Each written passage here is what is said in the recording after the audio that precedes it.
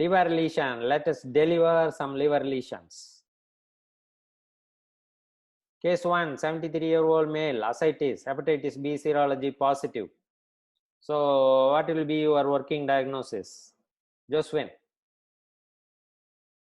Forget about microscopy. Sir, hepatitis B serology positive, sir. So you will think of more hepatitis B. viral hepatitis. Yes, sir. Super. And what do you see here? What pattern? 1, 2, 3, 4, 5, 6, 7. All of you have that 7 patterns in front of your mic, or you keep it in your hand and let me know what pattern. You have to go for a quick rapid round. Super. Blue portal. Very good. Yes, okay, you can see the lymphoid cells, and whenever you see lymphoid cells, you have to see whether it is splitting into the lobule. So it's a blue portal tract, and here you can see some of the cells extending into the lobule. So this is interface hepatitis. So the diagnosis is hepatitis B associated just chronic hepatitis. Yes, sir. Hepatitis B associated chronic hepatitis. Associated chronic hepatitis. Grade 2 of 4 and stage of 4. I want to bring this picture. Josephine, put off your mic, Josephine. Mute. So this is the staging of the, grading of the hepatitis. Okay, 1/3, more than 1/3, more than 2/3, and this is extensive.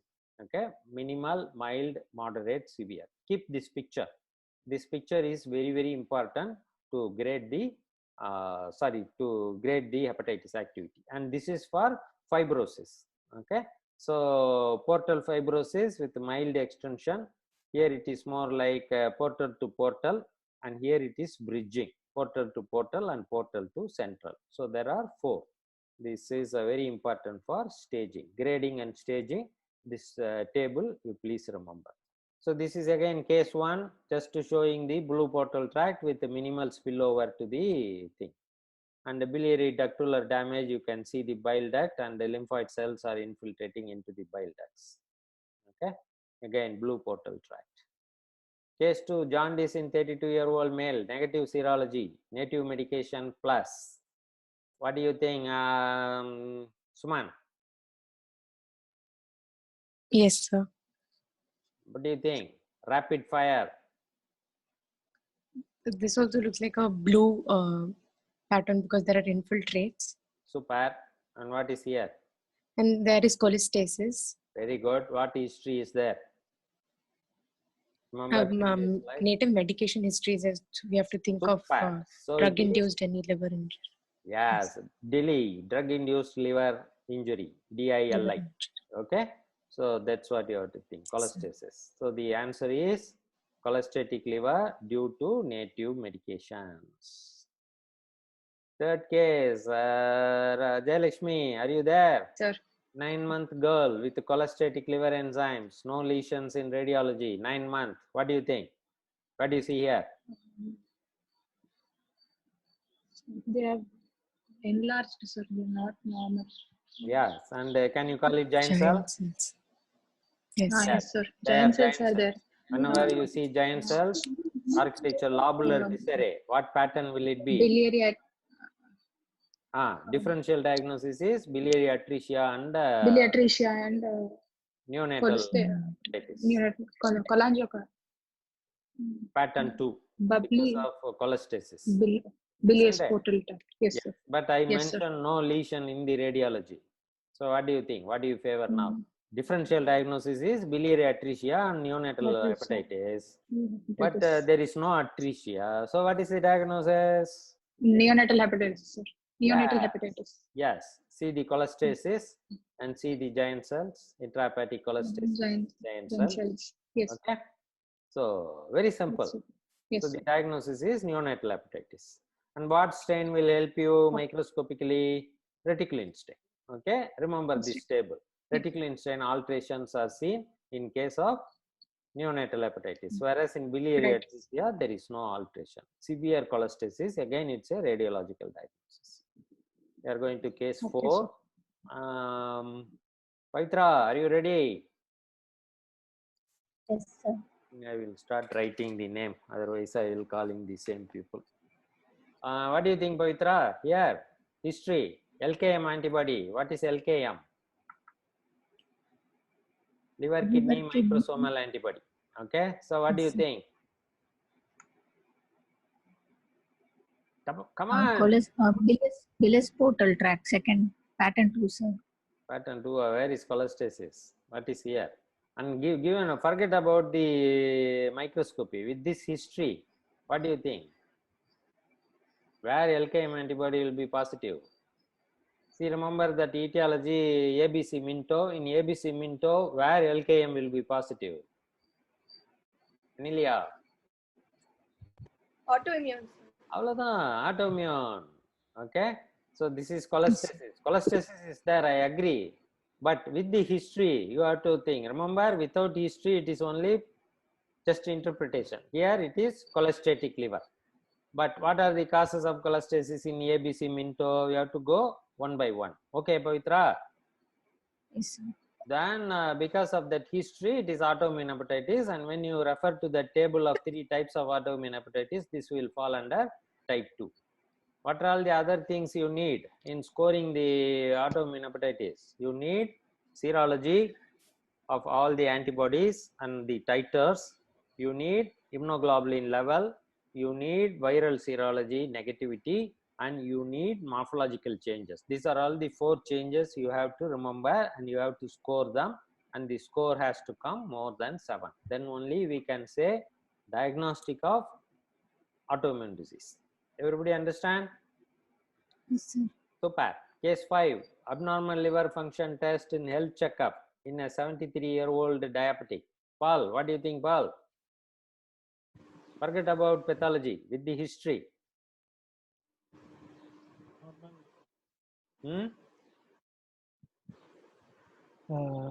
Could be cirrhosis, alcoholic phase. Alcoholic. Why do you call cirrhosis? Here architecture is maintained. Yeah, but history. Okay. Abnormal health checkup, man. 73-year-old diabetic. So when you go to high power, what are the things you see? Intranuclear inclusion. You can see it in the low power also. Can you see it? Yes, sir. So whenever you see intranuclear inclusion, you have to think of diabetes and Wilson's disease. Okay. So here with the history, normal liver with a glycogenated nuclei may be due to diabetes, Wilson's disease. But how old is the patient? 73. Will you diagnose Wilson's disease in 73? Yes. Should not. Okay. So case number 6, 27-year-old male with abnormal LFT. Ultrasound shows snowstorm appearance. This is again classic ultrasound. Okay. When it shows snowstorm appearance, it is a steatosis. So yeah. So who is that? Benita. Yes, sir. So what pattern, Benita? Bubbly liver, sir. Correct. Bubbly liver, and you can see low power. Can you see steatosis? Yes. Macro and micro. Super. And what is happening here? Some inflammation. When you see steatosis with inflammation, it will become steatohepatitis. Okay. And whenever you see adipose fat in the liver, what is the other thing? You have to type it micro or macro, and then you have to quantitate. For example, if this is the picture of the whole biopsy, I will go for 60% steatosis. Okay. That so this is steatosis, NASH by history. And this is the steatosis activity scoring system. Okay, look into steatosis, the grade, lobular inflammation, and then balloon degeneration. And then in the fibrosis, look into 1, 2, 3, 4, the scoring system, and give the score. This is very important. NASH scoring system. 43-year-old male abnormal liver function test, hepatitis C serology positivity. Who else I have not asked? Kundavai irukangala? Kundavai? Yes, sir. What do you think, Kundavai? Sir, hepatitis C, we have to think, sir. Serology is positive. Very and good. steatosis is also there, and Super. lymphoid infiltrates. And see how it is becoming round. See the increase in thickness. It is going into cirrhosis. To Okay? cirrhosis. What is the triad in hepatitis C? You told very nicely. Lymphoid infiltrate with the lymphoid follicle formation. Here you can see only lymphoid infiltrate. Number 2 is biliary ductular damage in power. Number 3 is steatosis. Okay, so this is the triad. You can see the biliary ductular damage, lymphocytes are attacking the bile ducts, and you can see steatosis. Because with the serology, you have to diagnose. Again, the same staging what we used for hepatitis B, you have to use it for hepatitis C also. Chronic hepatitis with activity, grade 2. Activity means interface hepatitis. Okay, grade 2 and stage 2, Bartz and Ludwig 1995, grading and stage. I will skip the theory. 2 centimeter liver mass, 55-year-old male. Anilia, what do you think?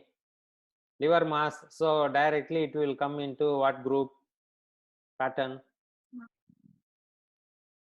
Mass liver, pattern 7, isn't it? Pattern. Yes, sir. Okay, what are you seeing here in the low power? There are some large atypical cells are seen. So areas of fibrosis is seen. Architectural disarray.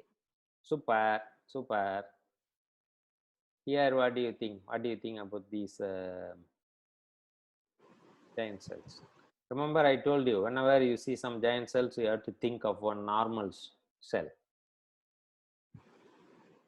And see these small blue cells. See the cells that are keeping in company. Good number of neutrophils also there. Anybody? Yeah, megakaryocytes. When you see megakaryocytes and nucleator RBCs and possibly some myeloid cells, you have to do special stains. But what is the first differential in your mind? Extramedullary hematopoiesis. Great, extramedullary hematopoiesis. Okay, see the megakaryocytes. Can you all see? It's a single nucleus but lobulated nucleus, and these are all the nucleator RBCs and myeloid cells in the background. You can see neutrophils, and you can see few eosinophils also there in the background. It's a heterogeneous population, and when you do myeloperoxidase, it will be nicely positive, and when you do glycoporine, nucleator RBCs will take up the glycoporine. Okay, so it is a diagnosis of extramedullary hematopoiesis. This is a throwaway diagnosis. 60-year-old male, multiple cysts in the liver. Who wants to take? Who else is there? Vidya? Huh? Laminated. Very good. Diagnosis. Hydatid cyst, sir. Great. Hydatid cyst. You can see the daughter cyst and the hooklets. Hydatid cyst. Case number 10. 74-year-old male with cystic lesion in the liver. Who else is there? யாருமா கேட்காம யார் இருக்கா? நீங்களே voluntary பண்ணுங்க. விஷ்ணு பிரியா சொல்லிட்டீங்களா?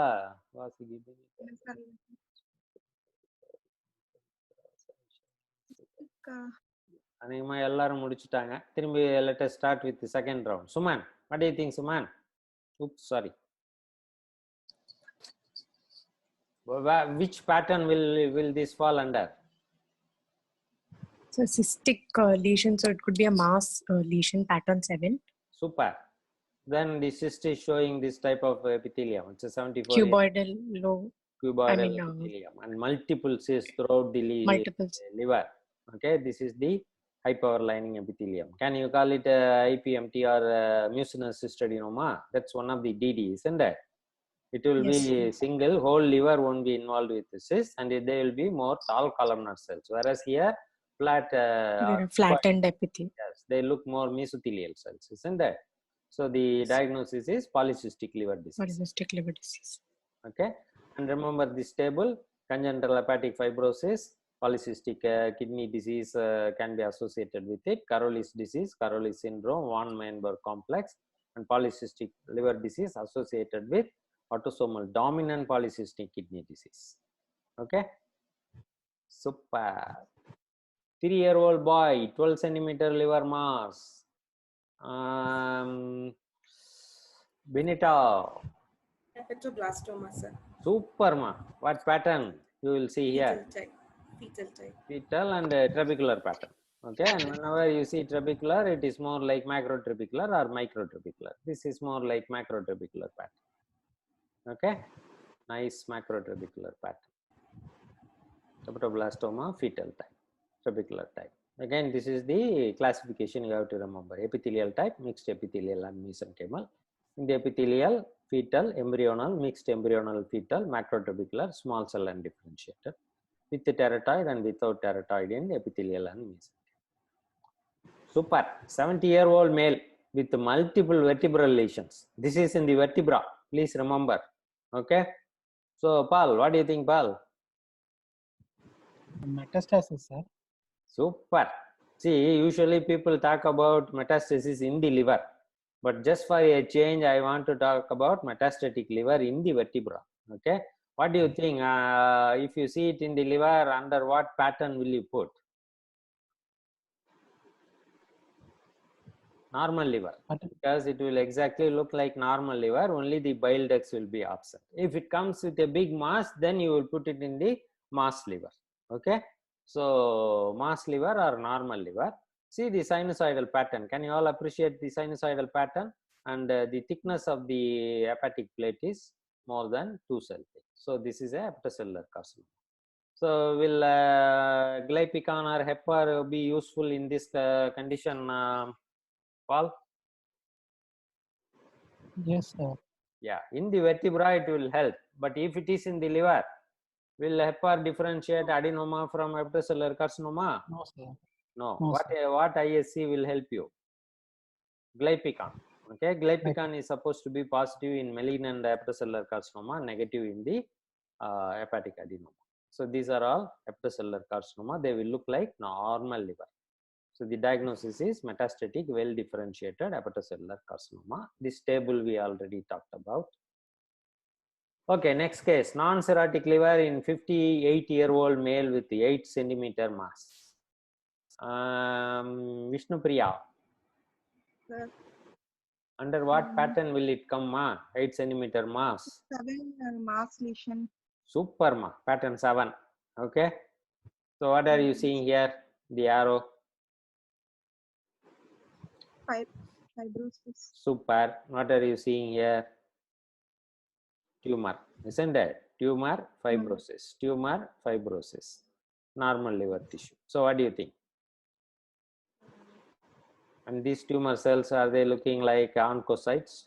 Abundant large cells with abundant granular eosinophilic cytoplasm with the fibrosis in a lamellar pattern in a non-cirrhotic liver. Mary, Anelia. Hydrolamellar HCC. Super. Avladhan, Vishnu Priya. Okay, Vishnu Priya. I told you it is a lamellar. It is oncocyte-like cells, fibrolamellar. See the classic atypical mitosis. Mitosis are increased. Intranuclear inclusions can be seen. What is the concept of intranuclear inclusion, Benita? So Whenever the nucleus is enlarging rapidly, nucleus enlarging rapidly will produce intranuclear intrusion. Whenever there is abundant cytoplasm, this cytoplasm will try to escape through the nucleus. Okay, they are not inclusion, they are intracytoplasmic intrusions. Great. So HCC, fibrolamellar type. 66-year-old female, 10 centimeter mass in a non-cirrhotic liver. What do you think, Anelia? So it's pattern 7 mass liver. Very good. No, And- there's a lot of fibrosis and some like ductular pattern the cells are arranged in. Glandular pattern. Okay. Dense serous pattern in the background. Could it be a cholangiocarcinoma. Okay. And what is your first differential diagnosis? Metastatic adenoma. Okay. Working diagnosis is cholangiocarcinoma. You are correct. And the first differential diagnosis is metastatic adenocarcinoma. Super. Okay. Glandular pattern, sclerotic stroma. Please remember, pancreaticobiliary sclerotic stroma. So diagnosis is cholangiocarcinoma. In this table to differentiate cholangiocarcinoma from hepatocellular carcinoma. Last case, very interesting case. 60-year-old male, non-cirrhotic liver with multiple circumscribed lesions. Vidya, want to give a try, Vidya?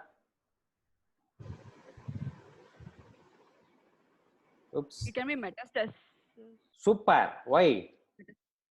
multiple circumscribed lesions, non-cirrhotic background livers. Great, Vidya. Then what is the color you are seeing here?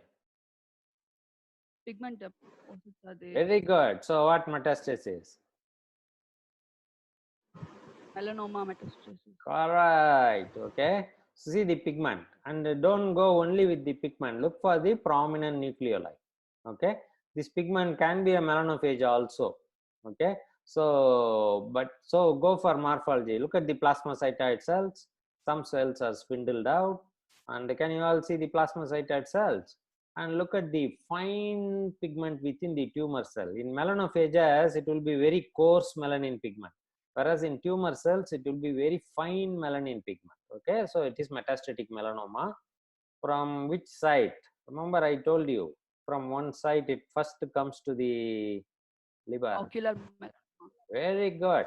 So it's a metastatic malignant melanoma. HMB45 is positive, SOX10 also positive. That brings a very classic case presented in NAJM in 1997. Paul, what is the abnormality here, Paul, in this patient? Look into the eyes and tell. Uniocular jaundice. Great. Jaundice is present only one in this eye. Why it is not there? Do you remember that story, Paul? I used to tell. It is a prosthetic. Yes, the patient had melanoma of this eye. So they removed this eye and they put the prosthesis, artificial eye there. Then now the patient developed metastasis in the liver. Jaundice she had, and that's why jaundice is present only in the single eye. So it is presented as a medical mystery. Please remember this case. And I want to end it up with IHC markers in the liver for hepatocellular or hepatic origin. Please remember, other than glypican, there is no marker for malignancy. Okay, even glypican, it is not 100% sure. So the IHC markers, they tell it is cell of origin. So hepatocellular origin by HEPAR1, polyclonal CEA in a canalicular pattern, CD34 for the sinusoidal endothelial cells, and alpha fetoprotein. For cholangiocarcinoma, it is CK7. For metastatic carcinoma, you do a CK720 pattern. Depending upon that, do the specific markers. For example, if it is CK7 positive, do a TTF to rule out lung. If it is CK20 positive, do CDX2 or Willin to rule out colonic origin or GI tract origin. In angiomyolipoma, SMA and HMB45. For melanoma, S100, HMB45, melan A, microphthalmia transcription factor, and please include SOX10 here. For adrenal cortical carcinoma, do inhibin and melan A. And renal cell marker, you do PAX8, I think, PAX8, and RCC marker. Check on PAX2, I'm not very sure. PAX8 is a marker for RCC. So RCC marker. So HEPAR, glypican, and polyclonal CEA in a canalicular pattern. CD34 to highlight the sinusoidal pattern. Alpha fetoprotein to highlight the cytoplasmic positivity in tumor cells. CK7 in cholangiocarcinoma. So that brings to the end of slide seminar. Thank you very much. I hope all of you have enjoyed the liver. We are done with the liver. And please go and read.